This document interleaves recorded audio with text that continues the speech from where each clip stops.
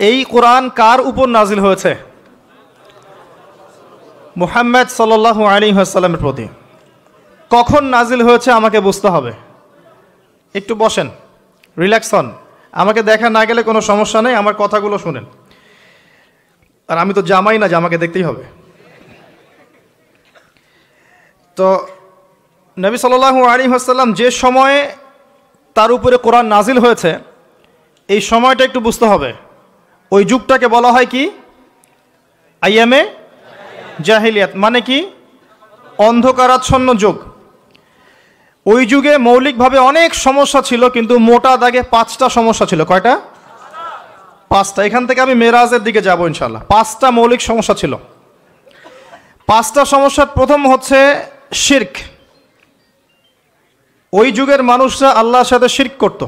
তারা মূর্তি পূজা করত, তারা মাধ্যম পূজা করত, তারা কবর পূজা করত, তারা মৃত ব্যক্তির পূজা করত, তারা প্রকৃতির পূজাও করত কোনো কোনো ক্ষেত্রে। আর অল্প কিছু মানুষ ছিল নাস্তিক, অল্প কিছু, খুব বেশি না।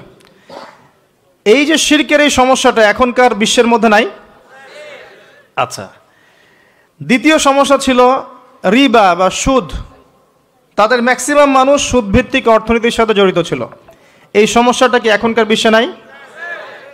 আছে। তৃতীয় সমস্যাটা ছিল এই, আপনাদের মোবাইল ফোনগুলো সাবধানে রাখবেন। এই পর্যন্ত যতগুলো মাহফিলে গিয়েছি, এখন দেখি খুব অবজেকশন আসে যে অ্যানাউন্স করতে বলা হয় যে অনেকের মোবাইল পাওয়া যায় না। মোবাইল ফোনগুলো একটু সাবধানে রাখবেন। এখানে আল্লাহ না করুক এমন মানুষও আসতে পারে যার উদ্দেশ্য ভালো না, তো এটা একটু খেয়াল রাখবেন।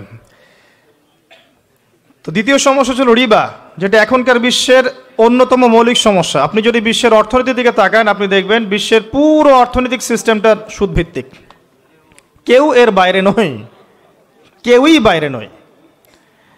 আমরা এমন একটা যুগে বাস করছি যেখানে কেউ যদি সুদ থেকে বাইরে থাকতে চায়, যে আমি মোটেই খাবো না, একবারেই খাবো না, টোটালি খাবো না, তারপরেও তার গায়ের মধ্যে সুদের ছিটা ফোটা লাগবে।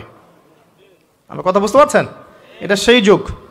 কিভাবে লাগবে সেটা সম্পর্কে জানার জন্যে রিবা কেন্দ্রিক যে বইগুলো আছে, আল্লামা তকি উসমানীর বই আছে, ইনশাআল্লাহ আগামীতে এটার উপর বিস্তারিত আলোচনাও আসবে। এগুলো পড়েন এবং শোনেন, ইনশাআল্লাহ কাজে দিবে। শুধু এতটুকু বলবো, যে খায় যে দেয়, যে সাক্ষী থাকে এবং যে লিখে রাখে, উভয়কেই, এই 4 শ্রেণীর মানুষকেই নবী সাল্লাল্লাহু আলাইহি ওয়াসাল্লাম সমান অপরাধী বলেছেন। পুরো সিস্টেমটার মধ্যে এগুলো পড়ে যাবে। এমনকি যদি দেখেন আমি খাচ্ছি না, একটা ফ্ল্যাট বাসায় ভাড়া আছে, এই বাসা যে করেছে সে সুদের লোন নিয়ে করেছে, আমার ভাড়ার টাকা থেকে সে লোন শোধ করে, পরোক্ষভাবে আমিও সুদের সাথে জড়িত আছি। এটা সেই যুগ যেখানে আপনি বেঁচে থাকতে চাইলে পারবেন হয়তোবা, যদি আপনার তাকওয়া অনেক উঁচু লেভেলের হয়, কিন্তু ধুলিকণা আপনার গায়ে লাগবেই, আপনি বাঁচতে পারবেন না। তৃতীয় সমস্যা ছিল মাদক। আইয়ামে জাহিলিয়াতের তৃতীয় সমস্যা ছিল মাদক। এখনকার বিশ্বের দিকে আপনি তাকান, আপনি দেখবেন ম্যাক্সিমাম যুব সমাজ এই সমস্যায় নিপতিত আছে, আছে না? সেম সমস্যা। চতুর্থ সমস্যা ছিল নারীর অবমাননা। এটা সম্পর্কে বলার আমার কোনো প্রয়োজন নাই, যথেষ্ট বলেছি এই পর্যন্ত আমি। নারীকে যেভাবে আজকে আমরা পণ্যের ন্যায় ব্যবহার করছি, এটা আইয়ামে জাহিলিয়াতের সেই বন্যতাকেও হার মানিয়েছে। 5 নম্বর সমস্যা ছিল গোত্রীয় দ্বন্দ্ব, গোত্রীয় রক্তক্ষয়ী সংঘাত। এটা এখন বৈশ্বিক রূপ নিয়েছে। ধর্মের মধ্যে সংঘাত, পলিটিক্সের সংঘাত, বিশ্বের দেশগুলোর মধ্যে সংঘাত। এই যে এখন একটা নতুন সংঘাত চলছে, আল্লাহ জানে এটার মোড় কোন দিকে যাবে। যদিও এতটুকু মনে রাখবেন, বিশ্বের একটা শক্তি চায় যে বিশ্বে একটা পারমাণবিক যুদ্ধ হোক।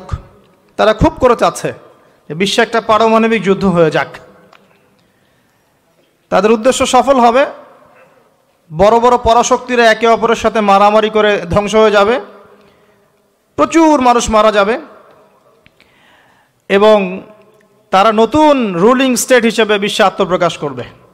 একটা অংশটা চাচ্ছে।